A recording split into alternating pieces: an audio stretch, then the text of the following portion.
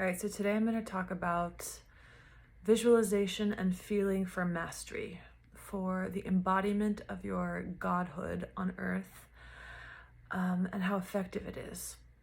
So first of all, I would like to begin this discussion with my conclusion which is not absolute, but it is a recommendation or a suggestion or an energization of the idea that yes, spiritual practices are helpful.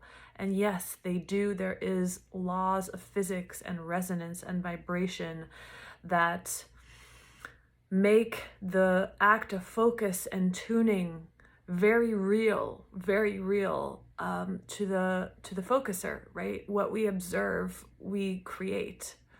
And what we tune into in a feeling way, we create in our own lives. And so if you're trying to embody your godhood on earth, visualization and feeling is very powerful, because whereas the separate self, right, whereas your physical senses have convinced you that you're separate from life, because I'm a body and I'm separate and there's distance between this body and that body, the sense mind has convinced you that you are separate from others, from life, from God. And so that's real to you. That's real to your sense mind. I can see it, hear it, smell it, taste it, touch it, so it's real. So how do you make God real to you? You sense it. In the same way that you sense with your outer senses, you sense with your inner senses your godhood. And how do you do that? Well, the range of how God feels in the body, there are ecstatic, incredible, frequencies and non-physical that are not always readily accessible to the human body unless you've done a lot of work to raise the vibration of the body by using energy and frequency and thought to make the body more capable of holding light. But generally to a human, it feels like love and awe and appreciation and radiance and just this it's almost like this undulating, intelligent joy. And it's soft, but it varies in its intensity.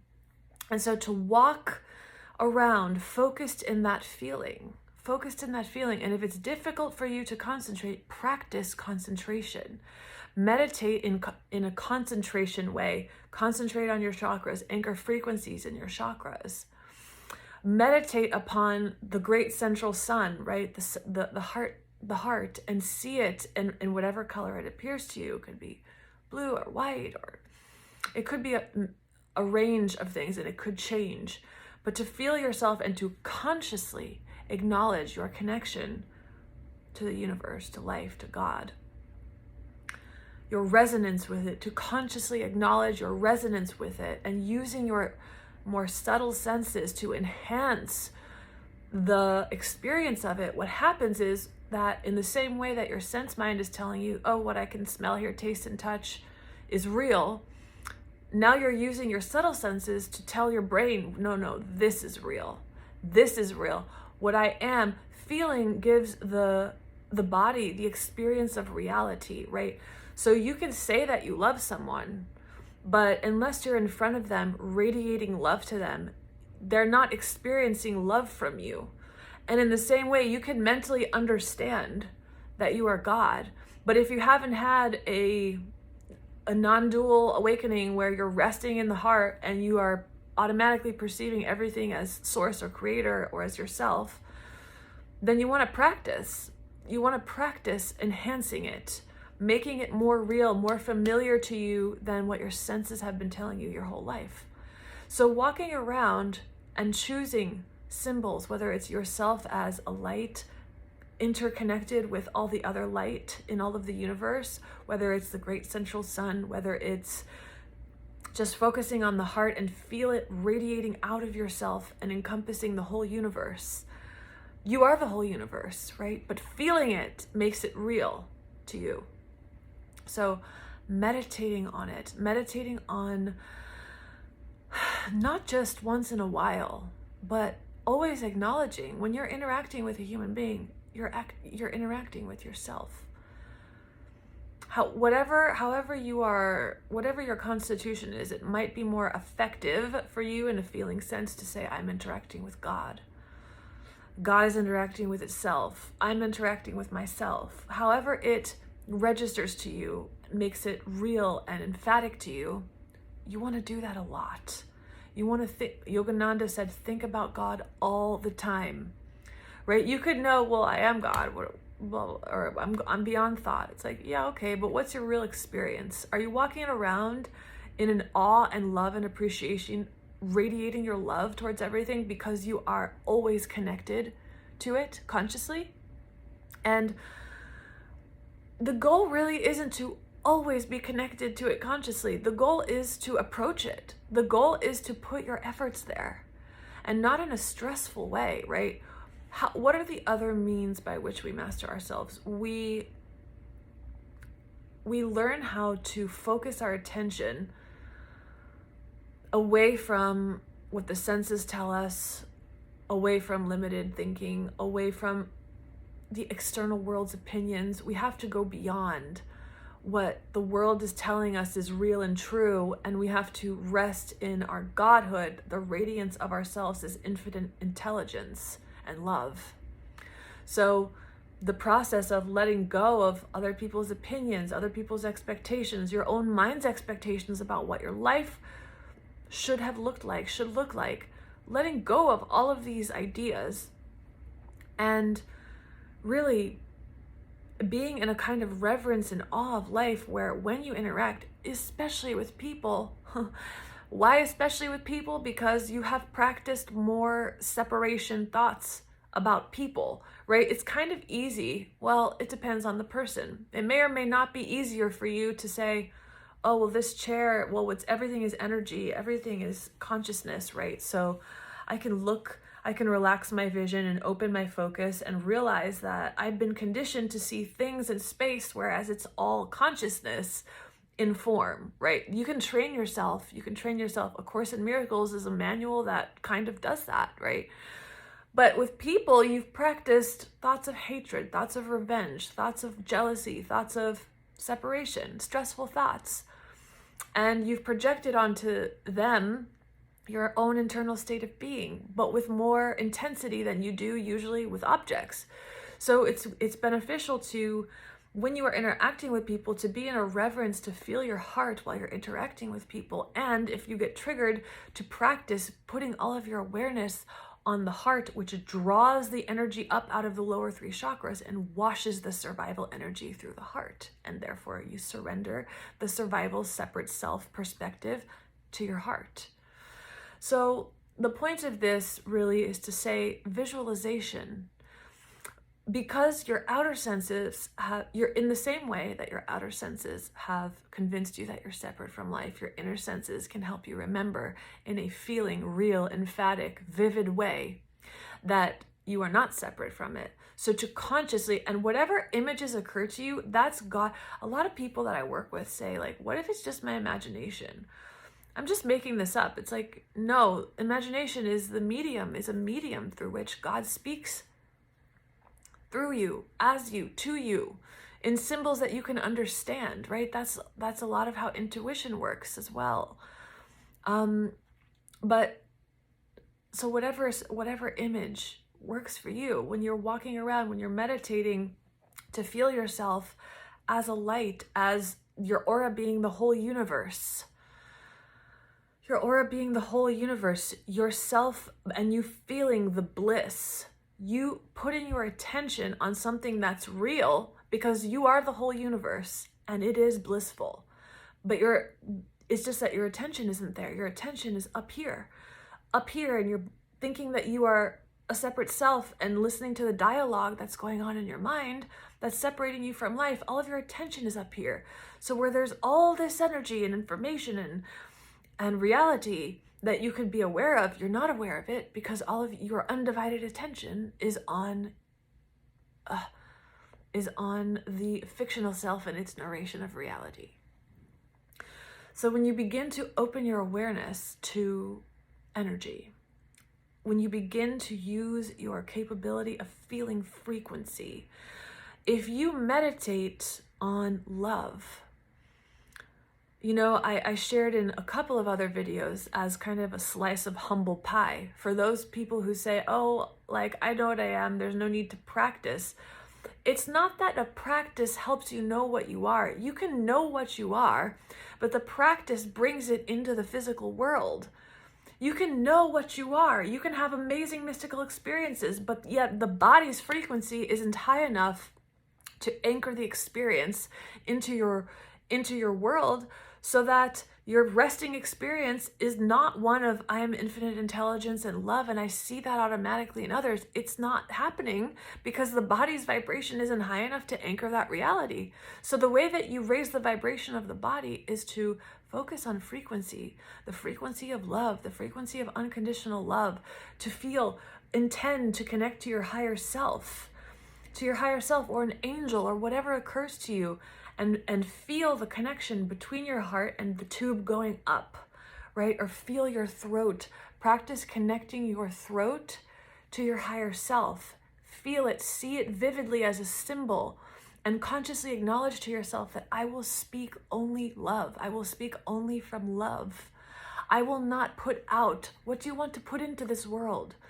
I will connect myself. I will take time and I will connect myself to the aspects of myself that are all wise and all knowing and all loving, and I will intend to bring it into action into this world through my throat, through my heart, through my gaze.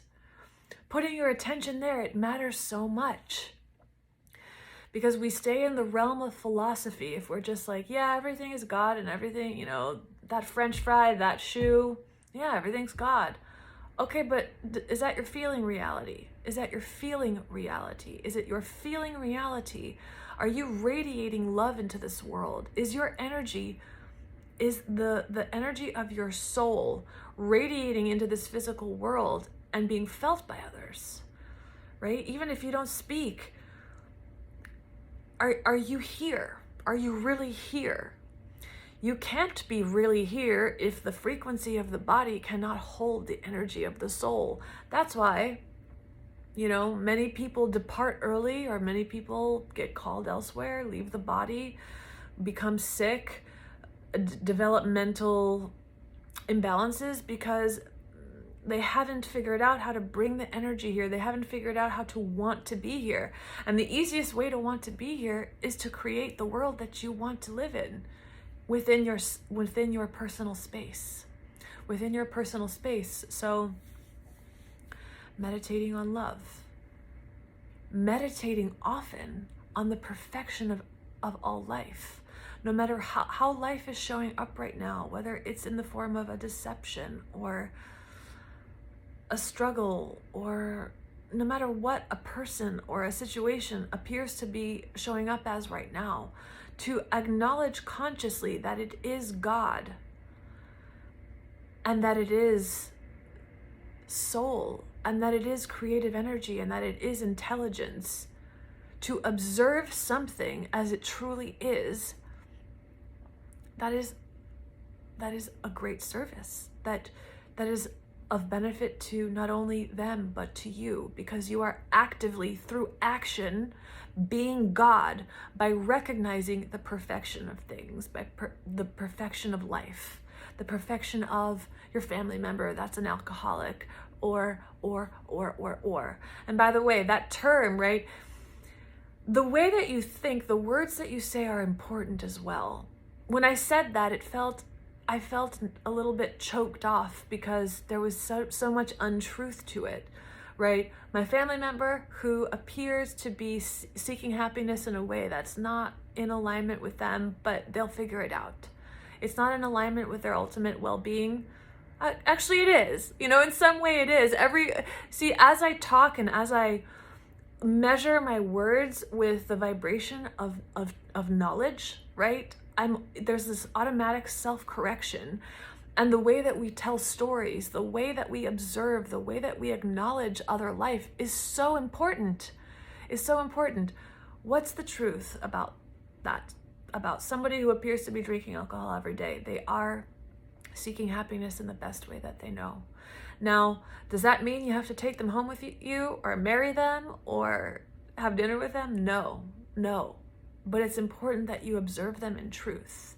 It's important that you observe them in truth because everything is yourself. How can you reclaim yourself? How can you reclaim the fragments of yourself if you're still perceiving it as having a flaw? As you're still narrating a story about it based on the very limited conditioning and understanding that you have received as a human being. So visualizing yourself, right, in a vivid, emphatic way as being light.